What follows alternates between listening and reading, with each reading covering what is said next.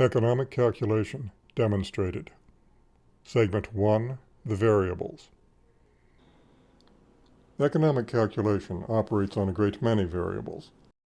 Understanding how they must all fit together in order to instantiate an equilibrium upheld by optimality is quite enough to accomplish in one sitting. Thus, this first of two videos demonstrating artificial economic calculation will be limited to an exhibition of the complex interrelationships that these variables must embody at stasis.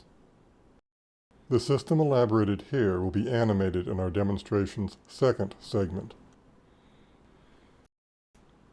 Recurring again to Hayek's definition of a solved calculation problem, we find economic optimality defined as a condition of the entire economy, with reference to all the physical commodities being produced and to all the sectors that produce them.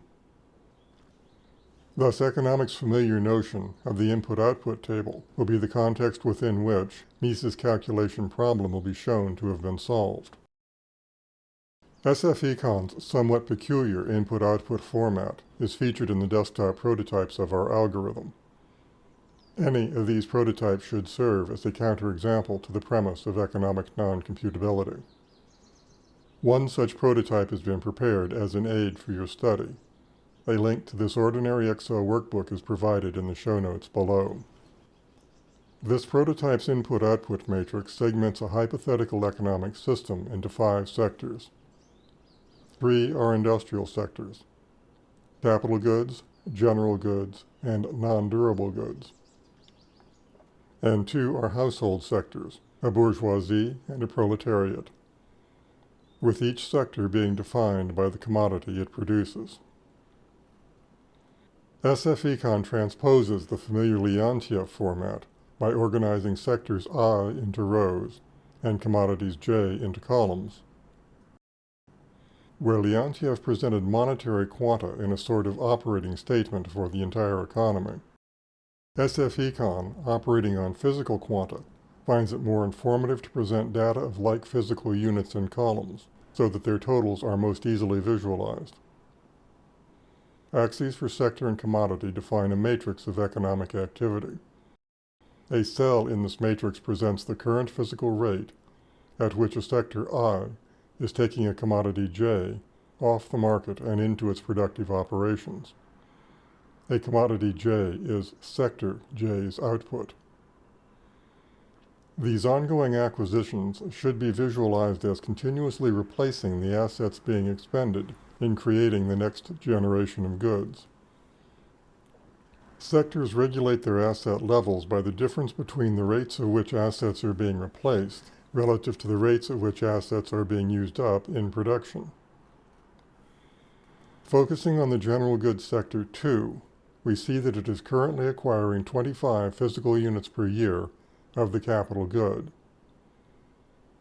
Moving across row 2, we see the acquisition rates for Sector 2's other assets. These rates of acquisition currently sustain an output of 743 physical units per year of the general good 2. Output rates are governed by hyperbolic production functions that present 1 degree of curvature for each input. These are discussed in our video on the polynomial factoring problem. Recurring to the input-output structure, we note that the output rates in row 0 are signed in the negative. This introduces SF-Econ's sign convention.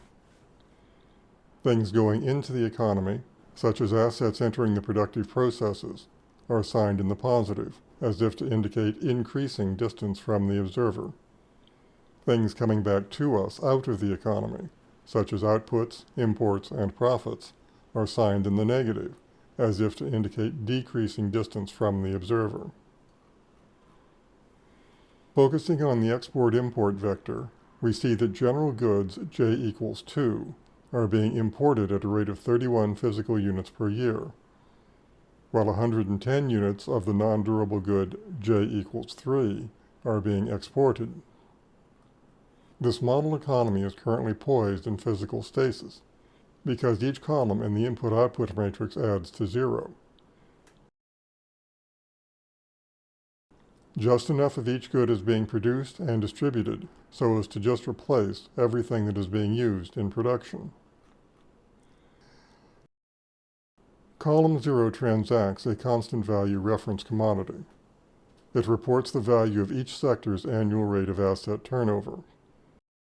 A constant number of value units is always flowing among the sectors. Currency values are established in terms of the value unit's current price in the currency of a given economy. The vertical auxiliary variable ρ presents each sector's net cash flows in terms of monetary units per year. Here we see the industrial sector's current profits expressed in the negative. These profits are being redirected to the household sectors in the form of passive incomes, which are expressed in the positive. The model is in monetary stasis because household sectors' passive incomes are just sufficient to augment the respective sector's wages so as to support current consumption. Computation of the net cash flows ρ for sector I in economy K is accomplished by a self-evident transformation involving the matrix of physical exchanges R, exports X, and the current price vector P.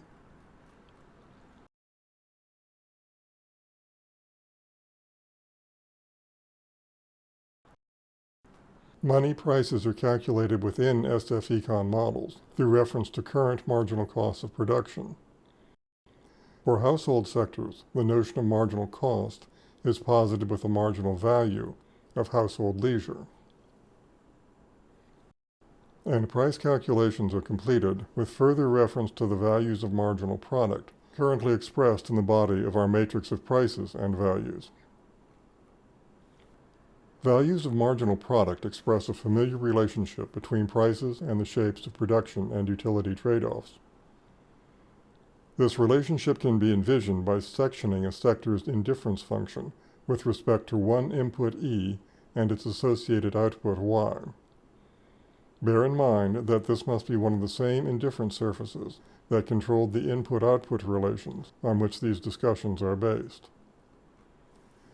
This section must also include the sector's optimal operating point, Q xi. Striking a tangent at this optimum, we find the notion of marginal product expressed in the tangent slope. We know that this operating point will be optimal if the marginal product equals the ratio of the input's price P to the output's price pi.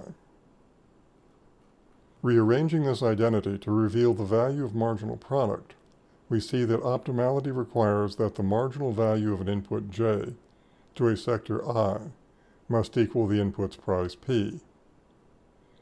So SF-econ's representation of optimality has marginal costs equaling marginal values throughout our matrix of prices and values. The current array of marginal costs and values indicates homeostasis. Each of the commodities has the same marginal value for each of the sectors that use it. This value equals the marginal cost of producing the commodity, as well as its current market price.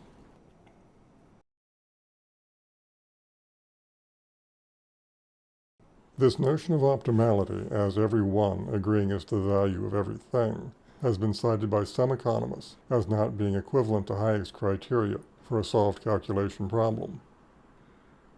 Where SF-econ references agreement as to an input's marginal value among sectors, Hayek states this matter in terms of any two inputs having the same marginal rate of substitution within any of the sectors.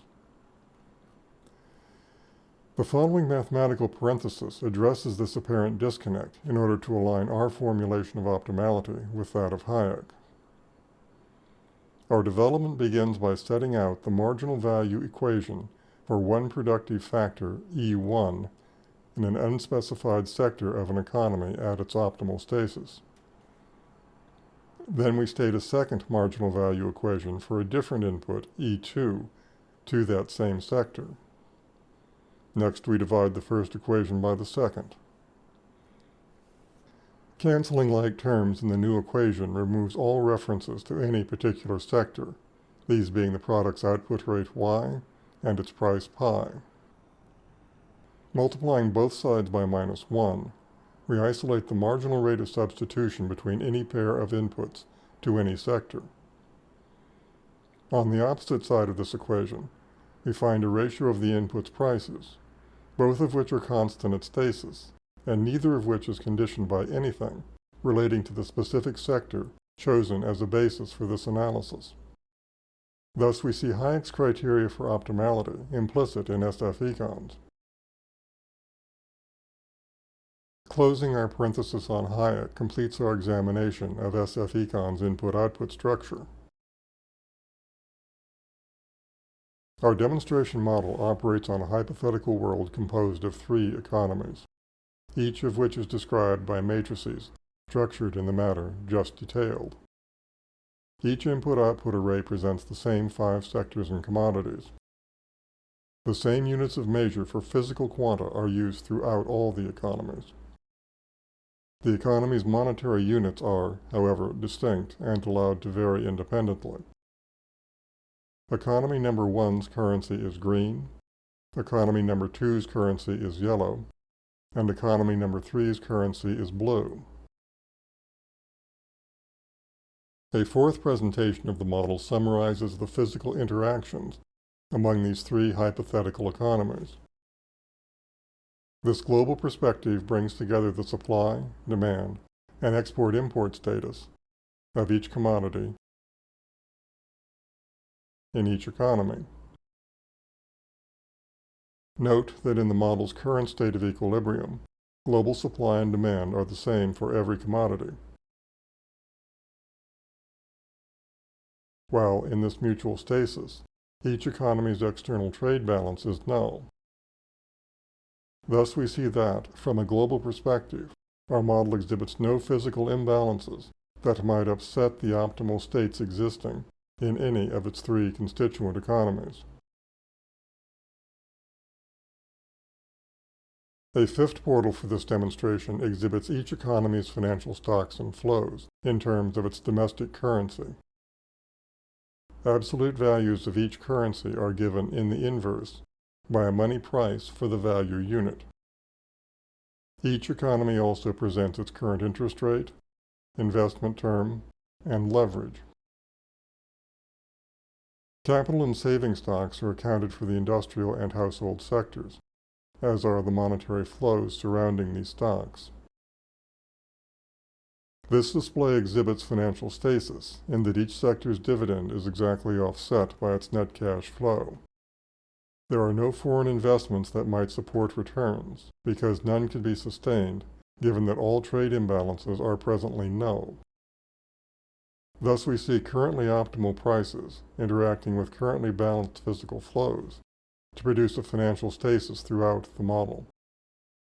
There are no monetary impulses that might upset the optimal state of any economy.